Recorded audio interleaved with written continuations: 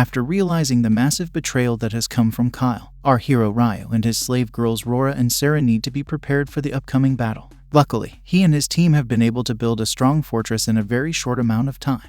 The enemy forces come to the battleground, but are shocked to see how efficient Ryu has shown himself to be. Kyle is told by one of his men that Ryu and his army have built their camp along the river. They have 3 entrances from where an attack can be possible, which would prove to be a much better option than trying to cross the river to flank them. Of course, villains don't like to be put on the back foot like Kyle, and he wonders what to do because Lord Gerhard had given him some very clear orders. Obviously, those orders can't be disregarded, but Kyle doesn't want to hear such advice from his soldiers. He gives it a thought, but takes some time, so one of his knights asks him if he's done with his wishful thinking. With no other option in front of him, the villain says that he must prepare for a full frontal attack. He states that his opposition consists of only 2,000 soldiers, which is not a lot when compared to the number of men he has with him. The fortress and canal might be a nice touch, but they won't be able to stand up to the force that Kyle has brought with him. It's time for a motivational speech, so Kyle tells his men to gather around him. He makes a promise by the name of Lord Gerhard and says that the soldiers can take whatever they plunder from this attack. Basically, they are being given a free pass to steal anything they'd like, so they have the motivation to give it their best shot. The men shout and scream with passion, so Kyle reassures himself that he is not going to lose this battle. He is told that everything is ready for him, so he raises his sword and orders his men to charge at the camp. The energy is loud and clear right from the start, which means that Ryu has his task cut out for him. He gets news of what Kyle has told his soldiers about plundering, and he figures that it's not what he had thought would happen. Anyway, there is no point in thinking about this, so Leone gets ready for the first round of attack. She tells her men to hold their bows and arrows so that they can fire their weapons at the right time. Tensions run high as the enemy soldiers charge in with all their might, but Leone holds her ground till the time is right. Soon enough, the soldiers come within the perfect firing line, so the lion girl tells her men to fire their arrows. With that, the first squad unleashes its arrows upon the enemy soldiers and an intense scene follows. As expected, Kyle's men take some brutal hits and the losses begin to mount. His lead Solider is a bit confused to see what's happening, so he tells his men not to back down over such a simple attack. They still have numbers on their side, so the soldiers are urged to continue moving forward. Even Kyle loses his mind over how useless some of his soldiers are, especially when he has offered them all kinds of riches. He orders them to charge once again, but Leone has realized that Kyle is all bark and no bite. His men do not follow any kind of formation, and even their weapons are not that good. She wants to take the advantage, so she orders the second squad to fire their arrows as well. The sight she sees in front of her is rather funny because she did not expect to fight such useless soldiers. As a matter of fact, she doesn't see how they are going to win this battle because Ryu is so much better than Kyle. The enemy soldiers continue to take damage, and things are not looking too good for them. The only thing in their favor right now is the number of men on their side, which is why some of them are able to progress further to the front of the fortress. They do their best to reach their target zone, but our hero has it all planned right from the start. The third squad steps forward now, and Leone orders them to pierce each and every one of the useless soldiers trying to climb on top of the gate. As expected, a barrage of arrows follow and take down all the soldiers that manage to get close. Of course, they are going to keep coming at our hero, so Leone pushes her men to keep piercing through their garbage opponents. Kyle notices that his men are unable to break through any of Ryu's defenses, and he wonders why this is the case. He thinks back to all the intel he got on our hero, but it doesn't make sense because he feels that there aren't enough people on the other side to cause so much damage. That's when it hits him that the commoner folk that he likes to call peasants might also be a part of Ryu's army. The lead knight has had enough of this humiliation, so he tells Kyle that they should give it a rest for now. There's no way they're going to make any progress this way, so they should just retreat for now and come back with a better formation.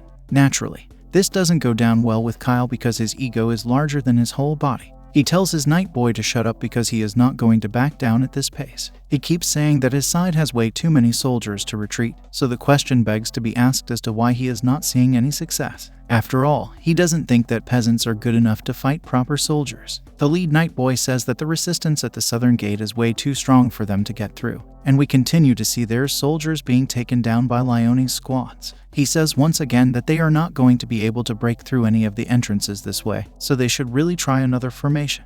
However, he gets smacked across the face because Kyle doesn't like what he's saying. He even asks the knight boy if he thinks that nobles are to be taken as fools. He does not care what the cost may be, because he has to do well for Lord Gerhard. The knight boy is humiliated by this slap, But he can't do anything about it because Kyle is still the boss. With no other option to choose from, the villain decides to take the lead and go to the front. He tells his men that they should target the central gate, and they all scream in approval. Watching all of this with a bird's eye view is none other than Ryu himself. He notices that the enemy has finally decided to make a move, but it's not the one he was expecting. Our hero had actually thought that Kyle and his men would retreat by this point, but the enemy has decided to take a huge risk by proceeding with their attack.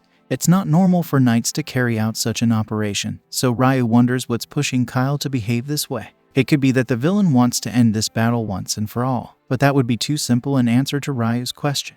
He decides to ask his own knight boy if he knows anything about Kyle, so that he can assess his character. Ryu learns that his enemy is actually a very selfish man with no regard for anyone else but himself. He is also known for being a devious, cowardly wimp, and the knight boy decides to give a very detailed description on how he feels about Kyle. In the middle of this rant, we learn that Kyle had lost a duel with Mikhail in the past, and his nose became crooked due to that loss. It turns out that he's taken that loss to heart, which could be one of the reasons why he turned over to the dark side. The knight boy is mainly mad at Kyle because of his betrayal, because he was once touted to be the main knight to serve Princess Lupi.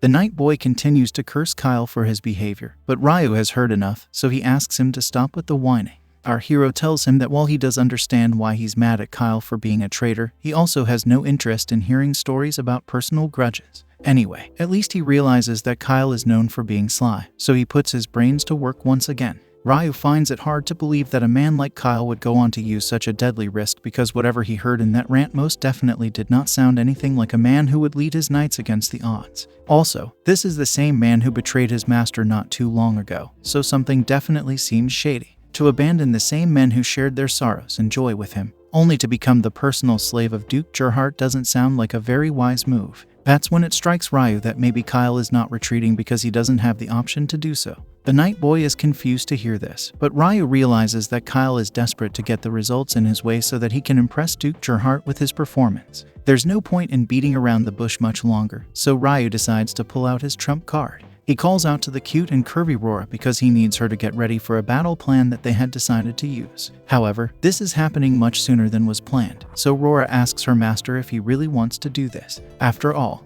this attack was planned to be used against the enemy when they would unleash the full force of their main strategy. However, Ryu is certain that now is the time to strike and even makes a joke about helping the enemy soldiers reach their makers since they clearly want to leave this world soon. It's time for things to end with a bang. And then we see some smoke coming out from the center of the fortress. This is brought to Kyle's attention, and his soldiers believe that they might just be able to break through the fortress after all. The villain is pleased to hear this and informs his men to alert everyone else in the army about this. Now, he lets out a battle cry as well because he genuinely believes that his men have broken through Ryu's impressive fortress. He orders his army to charge once again, and they do as he says, but all is not as it seems. Leone is not ready to let them in just yet, so she continues to order her squads to keep firing arrows at the enemy soldiers. A deadly sequence follows where Kyle's men continue to fall one after the other, but they do happen to make some progress in terms of making their opponents sweat. Ryu can see what's going on, but he urges his people to keep at it for now because he knows the payoff is going to be huge. His words seem to have the right kind of effect on his army as they continue to hold strong against the enemy attack. Kyle gets more impatient because he thought he had the advantage up until now. However, his men still have not been able to break through Ryu's fortress, so it spells bad news for him. As the battle continues to wager between both sides, Kyle wonders if the commander of his opposition is the famous adventurer that everyone has been talking about.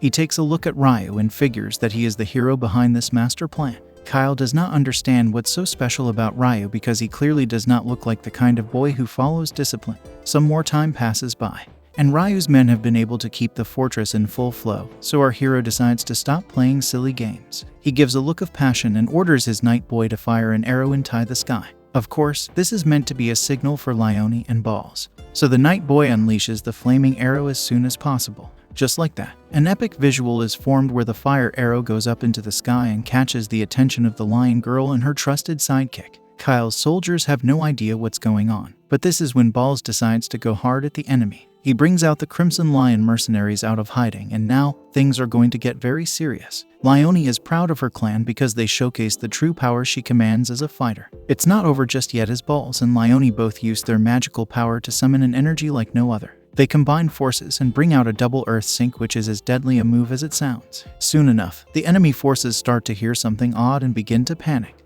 After all, they don't know what they're dealing with, and even though some of them try to avoid any idle chats, it doesn't make any difference because most of the soldiers feel like something is about to happen. Kyle doesn't care for any of this, and he tries to urge his men to continue with the fight. As a matter of fact, he feels as if they might just break through the fortress if they keep up with their efforts for now. The villain has to eat his words as soon as he spits them out because some of his men come running in and say that there is a lot of water coming towards them. What follows is quite a brutal sight as Kyle watches all his men getting swept away by a massive tsunami wave.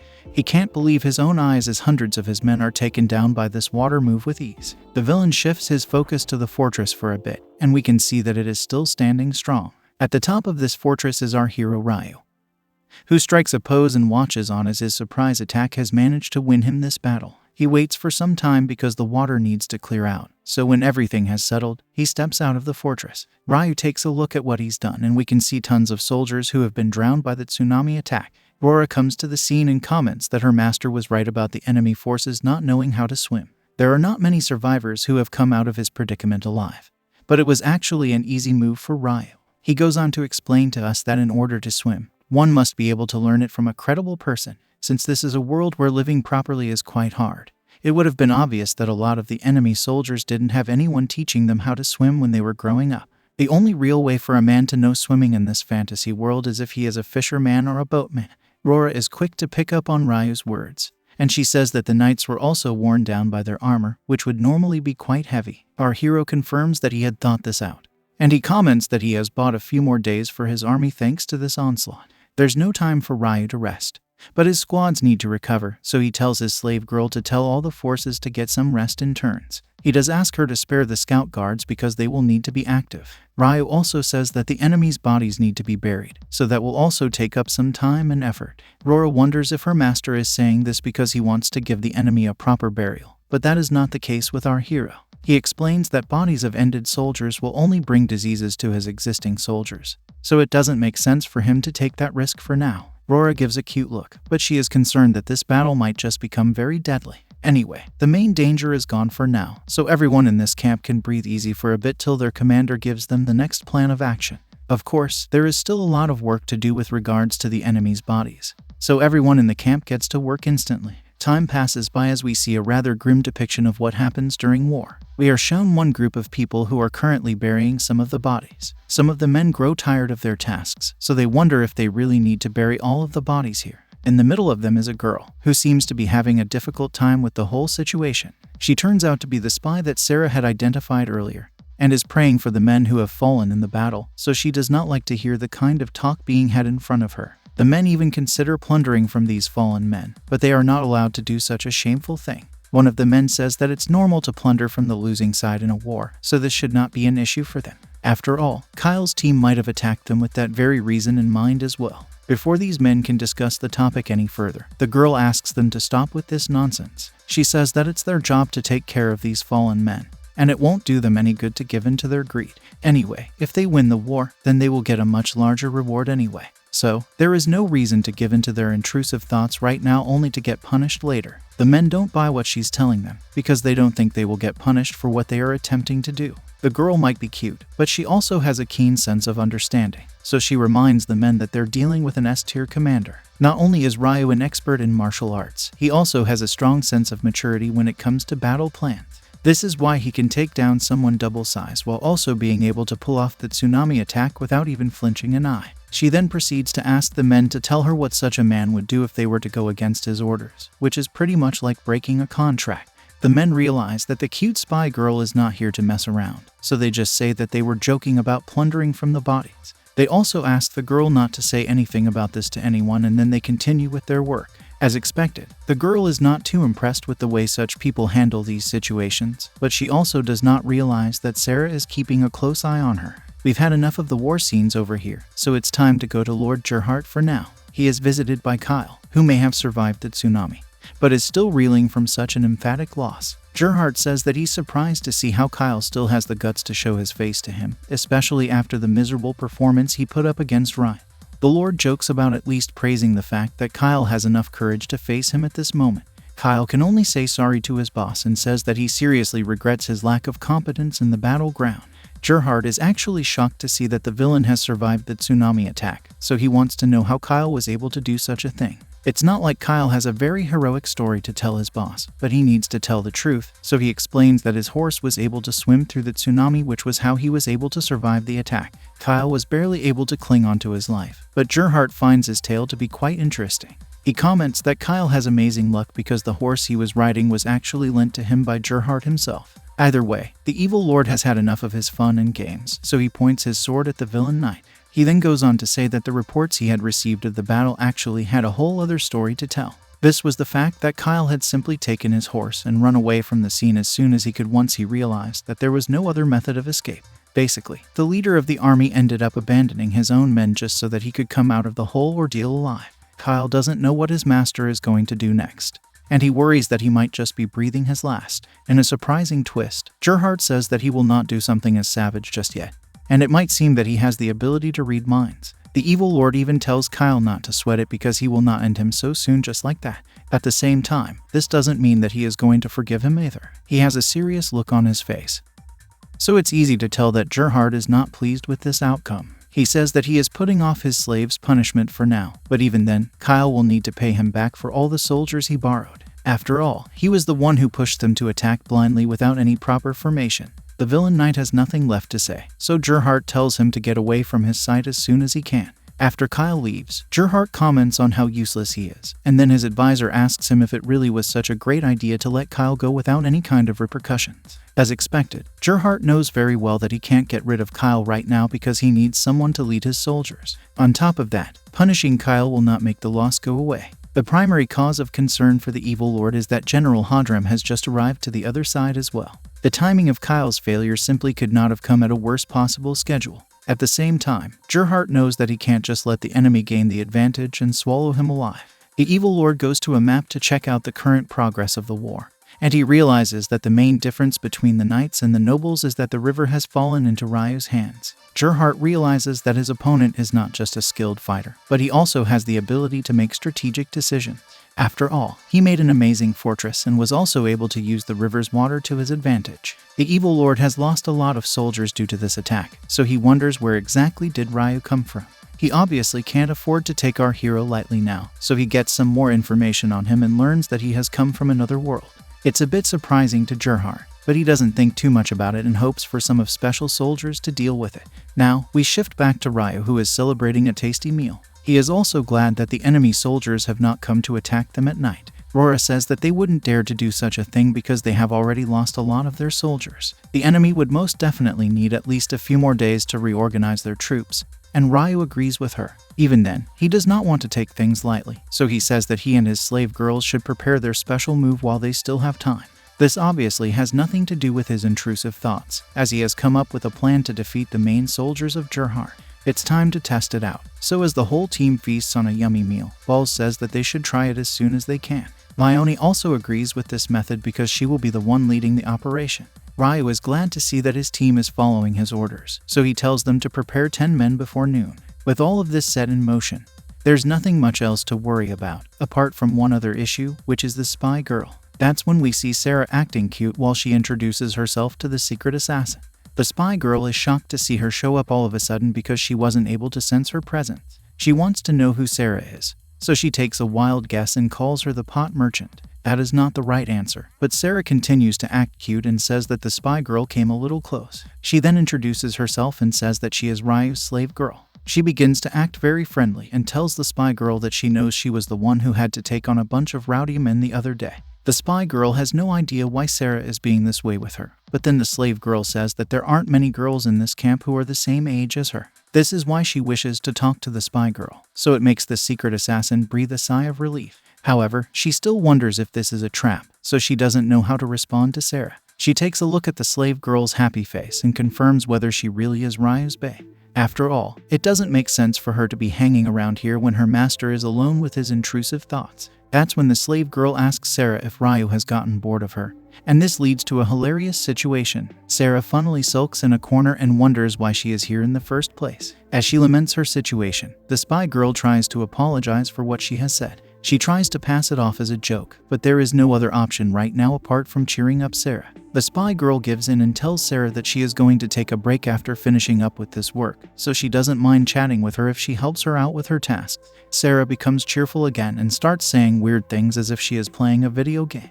This is when we learn that the spy girl's name is Sakuya, and she wonders why the slave girl is acting so odd. Sarah finds the name Sakuya a bit unique, but then she shifts the topic to a bottle of special wine that she wants to open with her. The slave girl wishes to celebrate with Sakuya, so she says that they should drink to their heart's content.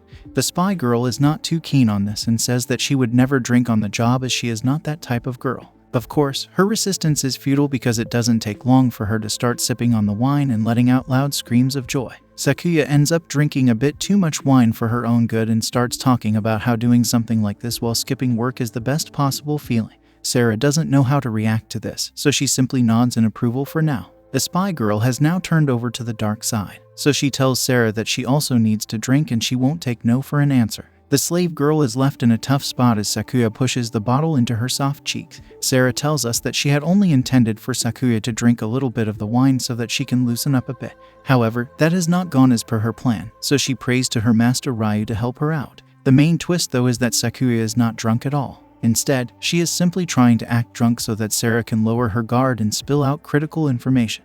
Meanwhile at the camp, our hero wonders if his slave girl is going to be alright. Rora tells him there's nothing to worry about because she knows her sister quite well. At the same time, Leonie wonders where her special bottle of wine has gone, so we know that she isn't going to get it back. Now, we move back to the spy girl and the slave girl, but things don't look very pretty. As a matter of fact, it seems as if Sakuya has just puked out some of the wine, so Sarah asks her if she is alright. She did just spit something sparkly out of her mouth, so the slave girl begins to show some concern. Sakuya insists that she is alright.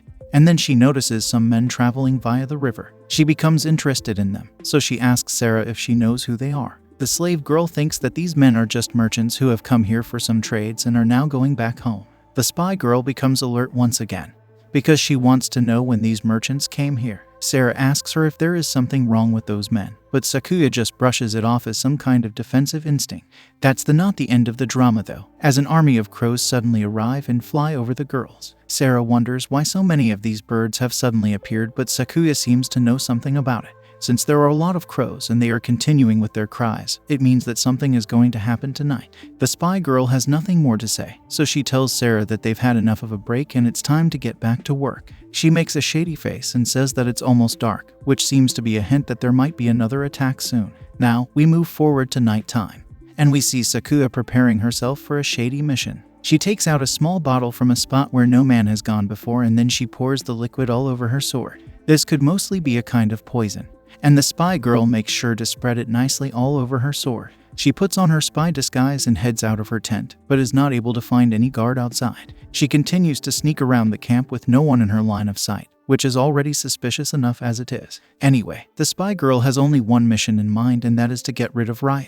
She enters his tent and finds his bed where someone is shown to be sleeping under a blanket. Sakuya readies her blade and pulls off the blanket, after which she strikes with full force. However, our hero is not such a fool that he would fall into such a simple trap, as we can see that there is only a decoy under the blanket. She is shocked to see this, and then she suddenly senses someone coming from behind her. Sakuya prepares to take evasive action, but our hero is too fast for her and he lands a blow on her body. Sakuya tries to counter him, but his body disappears into thin air, which confuses her even more. That's when Ryu actually shows up and smacks her sword away to ensure she is defeated. With that, Sakuya falls to the ground with two basic smacks and she sees both Rora and Sarah in front of her. As expected, it's a dead end for the spy girl, and her genius plan turned out to be extremely basic. Seeing the slave girls makes Sakuya wonder what's going on, and she thinks that they're both Sarah, who is using a shadow clone technique. Ryu has had enough of Sakuya's nonsense, so he simply smacks her on the back of her neck with a karate chop and knocks her out. Leonie also comes to the scene, which means that this whole thing was planned right from the start. Some time passes by, after which Sakuya finally wakes up from her passed out state. Ryu playfully wishes her a good morning, and we can see that the slave girl has been tied up as his hostage. Our hero is smiling as always, and he teases the spy girl by saying they can finally talk properly this way now. Sakuya is not interested in fun and games right now, so she says that Ryu only wants to torture her. The spy girl acts brave and says that she might be cute and curvy, but she is actually a shinobi girl, which means that she is ready to face the worst possible treatment. Of course, hearing the word shinobi strikes a different kind of chord for Ryu, because he has heard this term before. He confirms once again if he heard Sakuya correctly, and it makes her gasp. Our hero makes a shady face as he says this. So it gives Sakuya the wrong message. She asks him if he is giving her a trick question and calls him a creep for looking at her with unspeakable intention. That is obviously not the case for Ryu, but Sakuya continues to call him shady for having intrusive thoughts about her. It leads to a hilarious situation where even Rora and Sarah become a bit confused. Sakuya calls out Ryu for having his eyes on her curvy body, and she continues to say things like he has no shame even though he has 2 slave girls to satisfy him. Even Leone is taken aback by these words, and Ryu has no idea why he keeps finding himself in these situations. Of course, Rora does not like it when someone talks about her master this way, but Ryu tells her to take it easy with the magic for now. Now that everyone has had a breather, our hero tells Sakuya that the reason he has captured her is because he has a personal interest in her. Naturally, the spy girl thinks that he only wants to violate her to satisfy his intrusive thoughts. Ryu says he's not that kind of boy, and then he shows her the blade she had used while trying to attack him. Our hero wants to know why the spy girl is using such a sword because there is only one place from where this kind of weapon could have come. This means only one thing, and that is Sakuya being a Japanese girl. Ryu asks her this question in hopes for a positive response, but the spy girl can't even say the word properly. She even asks what it means because she has never heard the term before. The blatant ignorance on Sakuya's face is not what Ryu had expected to see. Now, before anything else can happen, an old man suddenly appears out of the wild, and everyone is confused. Sakuya, though, can recognize him because he is her grandfather. She wants to know what he is doing here, but the old man says that he is only here as an insurance in case she failed her mission to assassinate Ryu. Sakuya is a bit puzzled by this, so she asks him why such is the case. Rora and Sarah are ready for action, so they look to their master for his orders, but he tells them to calm down for now. The old man is impressed by Ryu's composure, and he comments that our hero does not look too surprised to see him here. This can only mean one of 2 things, out of which the first thing is that Ryu is a fool who does not have the ability to assess a situation. The second thing is that our hero is such a big shot that such issues would never even bother him at all. Ryu reveals that he was actually surprised to see the old man.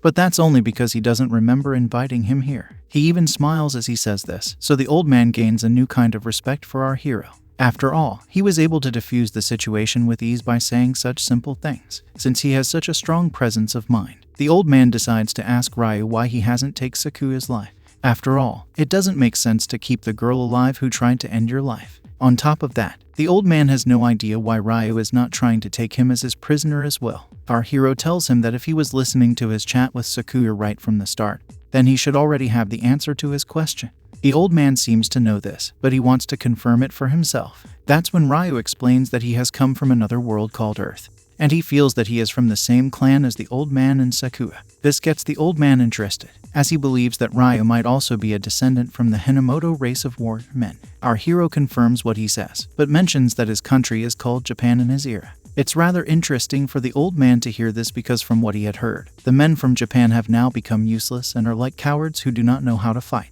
Luckily, a warrior as strong as Ryu still exists in that world, so there is something to be glad about. Of course, Ryu is as cool as a cucumber, but Sakuya is still in shock and awe. The old man asks her for how long is she going to stay like this, because it's becoming irritating for him. He orders her to stand up and she does as he says without any question. However, the old man then tells her to take off her clothes, which is rather shocking to hear from a grandfather. The spy girl wants to confirm what she has just heard, because to do such a thing here might just trigger Ryu's intrusive thoughts. The old man doesn't care about any of that and tells his granddaughter to do as he says because he is not going to hear any excuses. It's time to move away from this action and check up on Gerhard, who is taking a relaxing bath. He is visited by the lead night boy from Kyle's army, so he asks him if the men have been reorganized as per the plan. He does not get good news as the night boy says that they will need more time than what was earlier estimated. He wants to say sorry for this situation, but Gerhard is not having any of it, so he lashes out at him with rage. He is annoyed because the soldiers have been put to work for 3 whole days and there is nothing to show for it.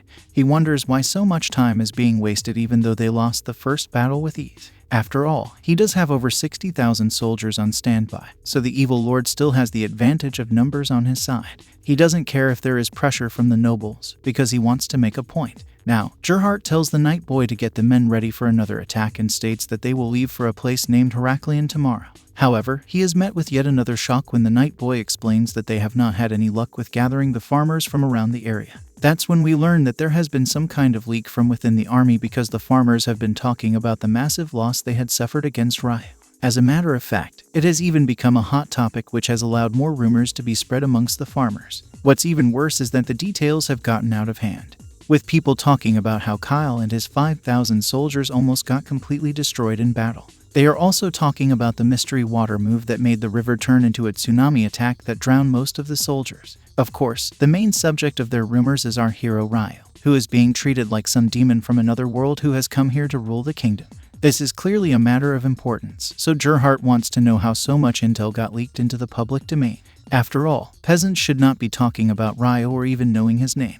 The Night Boy has nothing to say to this, and even he wants to know how the common folk have been able to get a hold of this information. Basically, now that Kyle's failure is known by everyone, the farmers are in a state of unrest and won't even listen to what their own soldiers have to say. At this rate, gathering even 50,000 soldiers is going to be an uphill task. None of this pleases Gerhardt, and he rises up from his bath in a fit of rage to scold the Night Boy. He says that the rumors need to be put to rest, and he doesn't care what needs to be done to make it happen.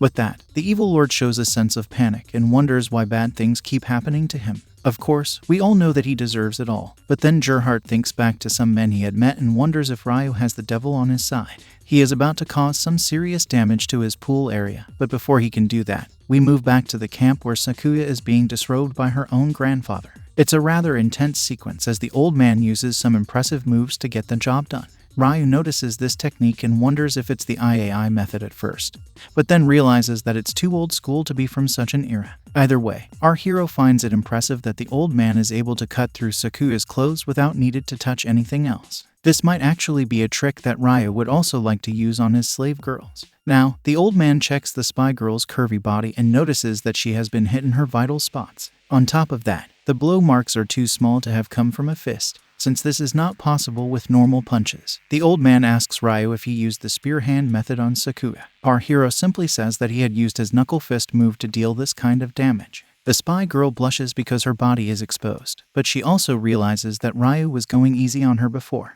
The old man points out that our hero's moves could have been very effective on Sakuya, especially because he was aiming for her vital spots. This means that he could have taken her life at any given point of time, but chose to let her live, which is a huge flex in itself. It's rather impressive because for a man to be able to end someone like Sakuya with so much ease is no small feat. After all, the spy girl is considered to be the leading candidate to lead her clan in the future, even though she is cute and curvy. Ryu is pleased to hear such kind words, but even he has some questions of his own that he'd like to ask. The old man has no problem with it as long he has the knowledge to answer these questions. Now, Ryu wants to confirm something, which is the name of the clan this old man comes from. Basically, he wishes to know if the old man and Sakuya have come from the ancestors of a man who was summoned here from another world, meaning Earth. Both Rora and Sarah are shocked to hear this question, but they can sense why their master is doing this. The old man looks at our hero with a straight face and there is some silence that lingers on for a while. But then he decides to cover up Sakuya and he finally confirms Ryu's theory. It turns out that his main ancestor was summoned to this world over 500 years ago. However, unlike the case of Ryu, the ancestor was summoned along with his entire village. Naturally, this is news for our hero because he had no idea that such a thing would be possible. The old man then continues to state that large-scale summoning like this is only a thing of the past. Now, the magic users can only summon a few people to this world every year. Ryu puts his brains to work and realizes that if only a handful of people are chosen every year, then he is essentially 1 out of 750 million candidates for the summoning process. It's horrible luck for him as well as Sato, whom he considers to be a spectacles guy. This revelation also makes him wonder if there are other Japanese people like him out there in this world who are trying to live their best lives over here, even after learning the old man's history. He wants to know why his clan is working like a gang of assassins. After all, such a clan goes by a certain name back in Japan, and that's when the old man reveals that his people are called Rappa. This is big news for Ryu because Rappa is the old-fashioned way of saying the word ninja. It's an awesome piece of information, but our hero does not understand why the old man and his clan are living as vagabonds. Ninjas are mainly known to settle down at a local castle or something, so this just feels a little left field. The old man is not too impressed with this line of questioning, so he tells Ryu that it's none of his business to know such things. Surprisingly, our hero does not get offended by this, but rather realizes that he might be asking a bit too much from an ancient era man. He bows his head to the old man and says sorry for coming across as rude, which makes both his slave girls wonder why he's behaving like this. As expected, the old man likes Ryu's manners and is glad to see his behavior, which is in line with the traditional Japanese methods. With this, he is finally comfortable enough to share his name, which is revealed to be Gino. Since he is now fond of our hero, he decides to let the past be the past and chooses to become friends with Ryu. Of course, Ryu is a bit confused because Gino's statement implies that they were enemies up until now. Gino is in no mood to mix words, so he says that he knows our hero wants to use Sakuya as his own personal slave. It's basically the main reason why he's kept her alive till now. Since Gino had his reservations about Ryu and his shady intentions, he had decided to sneak attack him. But after having this chat, he is now confident in letting him act out his intrusive thoughts with Sakuya. Of course, the main reason for the spy girl to be of use to Ryu is because of her ninja skills, but she is shocked to see how her own grandfather is selling her off like some used toy. Gino doesn't just stop at that, as he also offers his own services to Ryu, which makes Sakuya even more shocked. Obviously, it is not like she has any say in the matter because she did just fail her mission, and that too, without even making her target sweat. Usually, the penalty for such a horrible performance would be the end of life, but in this case, she is only being turned into a slave girl. Gino is in no mood for his granddaughter to start acting out her drama, so he reminds her of the ways of their clan. Since our hero went through the trouble of sparing Sakuya's life, the least she can do is serve him as per his needs. The spy girl is in a tight spot after being told such heavy words, but she is unable to say anything about it. Ryu wants to know if she is being made to do something that she does not like, but the truth is that her reasons are much more complicated.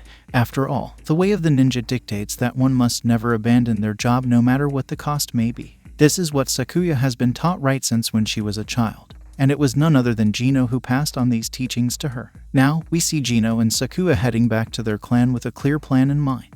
The spy girl wants to know if her ninja grandfather is pleased with the way things have gone, and he says that he still needs to test something out. There is a slight possibility for what he has in mind, but if that comes through, then Gino's clan's vagabond days may finally come to an end sooner than he might have imagined. A week passes by since this incident, and now we are in Ryu's tent where Rora is asking him if he made the right decision by sparing Sakuya. After all, trust is very hard to earn these days. But all our hero can think of is the katana sword in his hands. Rora watches on in confusion as her master simply looks at the sword and praises how it shines. He asks her how she feels about the sword, but Rora does not want her master to take things lightly. Ryu can sense that his slave girl is not happy with his mercy, so he asks her for her true feeling. She says that Ryu should not have spared the slave girl and Gino because they are assassins who had come here to take his life. If that is how they are in general, then it's only a matter of time before they are going to betray him. Of course, our hero knew this right from the start, which is why he agrees with what Rora is saying. However, his intention was always to let these ninja folks swim around from the start. It might have slowed down the overall schedule by a bit, but it's nothing to worry about. The slave girl is not buying into her master's charming words because she can see that he is completely in love with the katana sword. Ryu does admit that he was a bit swayed when the old man presented him with the sword as a gift of their friendship.